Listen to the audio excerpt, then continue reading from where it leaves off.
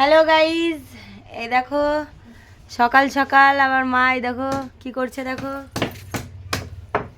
এই দেখো, দেখো মাছটা দেখাও।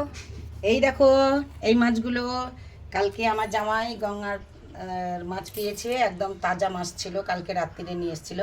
তাই রাত্রে তো আর মাছ কাটাও হয়নি, কেননা কালকে রুই মাছ হয়েছিল কাটা, ওই জন্য কালকে হয়নি। এই দেখো আজকে বাসছি, আজকে হবে। এই মাছের নাম কি আমিও সঠিক বলতে পারবো না, রিঠা বলছিল, বলছে রিঠা মাছ, কিন্তু হতেও পারে হয়তো। দেখো রিঠা মাছই তো। এই দেখো, এই পড়ে গেল গো, খুব লিলপিলা মাছ। এই দেখো ছাই লেগে আছে হাতে আমার।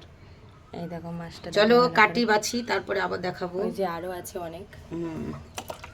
কত সুন্দর। তো চলো সবাইকে টাটা করে দাও।